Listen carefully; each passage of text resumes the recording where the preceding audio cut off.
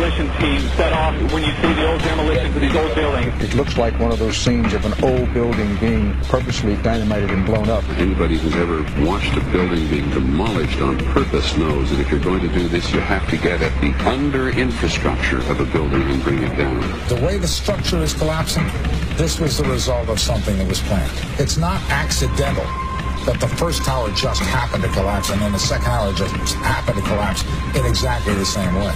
How they accomplished this, we don't know. The building collapsed to dust. You don't find a desk. You don't find a chair. You don't find a telephone, a computer. The biggest piece of a telephone I found was half of the keypad, and it was about this big. What happened to the concrete? The concrete was pulverized from river to river. There was dust powder 2-3 inches thick.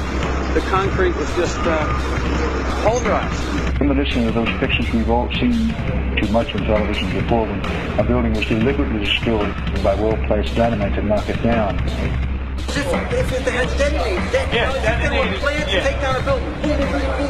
I heard a second explosion. There was a heavy-duty explosion. Then there was some secondary explosions and then the subsequent collapses. An explosion blew and it knocked everybody over. To me, it sounded like an explosion. It sounded like gunfire. Bang, bang, bang, bang, bang. And then all of a sudden, 3 big explosions. We heard a big explosion coming down. And then the entire top of the building just blew up. We saw some kind of explosion. By the force of the explosion. Big explosion. Blew us back into the 8th floor. Then we get to the lobby. There's this big explosion.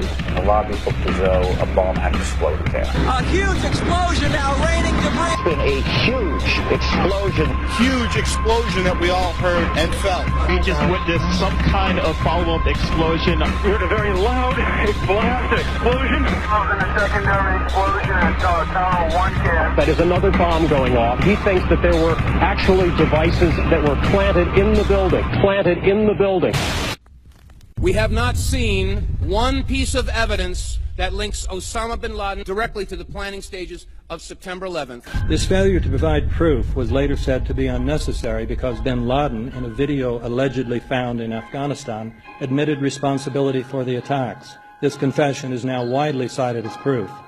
But the man in this video has darker skin, fuller cheeks, and a broader nose than the Osama bin Laden of all other videos. We again seem to have planted evidence. In 1976, Osama's older brother Salim bin Laden hired a man in Texas by the name of Jim Bath to handle all the investments in the United States for the bin Laden family. Jim Bath also happens to be a personal, almost lifelong friend and former Air National Guard pilot with George W. Bush. The connections between the Bushes and the bin Ladens become much more clear when George Herbert Walker Bush made trips to Saudi Arabia in 1998 and 2000 to meet with the bin Laden family on behalf of a company called the Carlyle Group.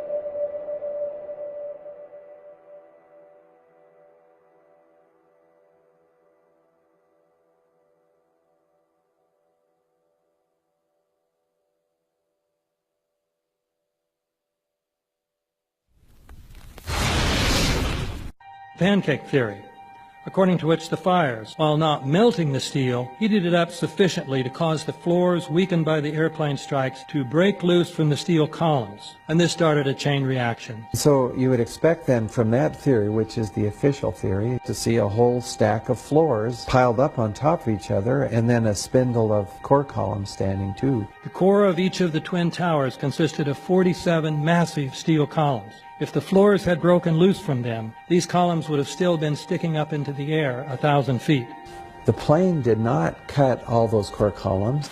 We designed the buildings to take the impact of the Boeing 707 hitting the building at any location. The building probably could sustain multiple impacts of jetliners. That the plane flew straight into the building. Through him, right. So you're saying that the building was actually designed to cope with a hole like that and still survive? Yeah, it was. If you had dropped, say, a billiard ball from the top of the World Trade Center, 110 floors up there, it would have taken 8 to 10 seconds to hit the ground, encountering no resistance whatsoever. The Twin Towers came down in nearly free fall speed. 200,000 tons of steel shatters and explodes outwards over 500 feet. This means that floors shattered at an average rate of about 10 floors per second. There is no scenario for a pancake effect of buildings falling that allows them to fall at the rate of free fall. Now what can do that? What can move mass out of the way? Explosives.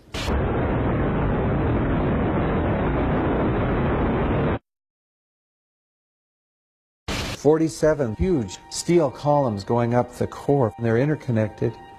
How do you get them to fail simultaneously so the core disappears? It looks like those core columns were cut. The way we do this is by cutting the beam at an angle.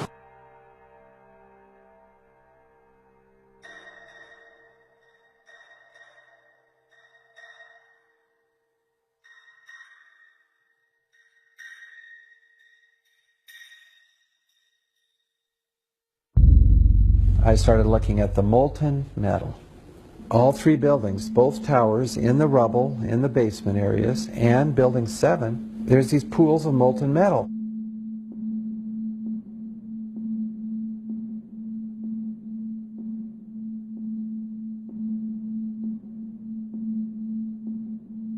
You'd get down below and you'd see molten steel running down the channel rails, like you're in a foundry. Like lava. The molten steel was found 3, 4, and 5 weeks later, when the rubble was being removed. He said that molten steel was also found underneath World Trade Center 7. So I'm looking through the official reports. What do they say about the molten metal? They say nothing. Now, wait a minute. This is important evidence. So where'd that come from? Thermite is so hot that it'll just cut through steel, through structural steel, for example, like a knife through butter. The products are molten iron and aluminum oxide, which goes off primarily as a dust. You know those enormous dust clouds? You can imagine when you assemble these chemicals on a large scale.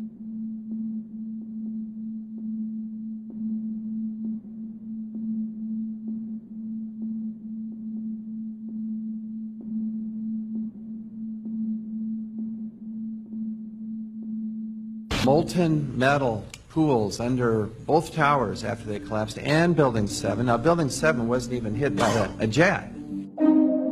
Part of the problem is that most people simply don't know much about Building 7 due to the extraordinary secrecy surrounding this collapse. And this was a 47-story skyscraper. This building fell at 5:25. It was not hit by a plane.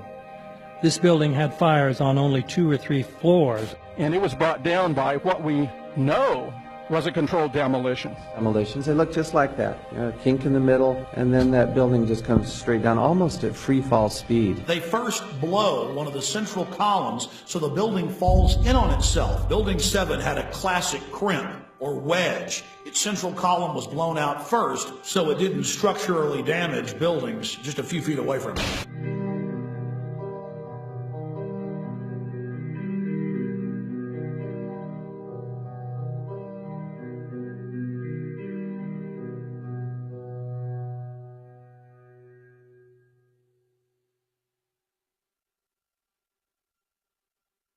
Our office was on the B1 level. As I was talking to a supervisor at 8:46, and all of a sudden we hear, boom!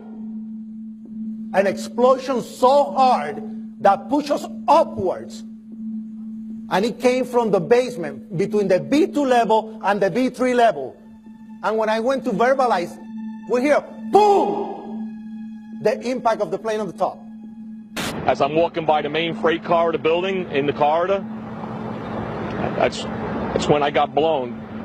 I mean, the impact of the explosion threw me to the floor, and that's when everything started happening. All of a sudden, a big impact happened again, and all the ceiling tile was falling down, the light fixtures were falling. You know, you got to go clear across the whole from 1 to 2 World Trade Center, and then all of a sudden, it happened all over again. Something else hit us to the floor. Right in the basement, you felt it. Walls were caving in, everything that was going on. I mean, I know of people that got killed in the basement. I know of people that got broken legs in the basement. People that got reconstructive surgery because the walls hit them in the face.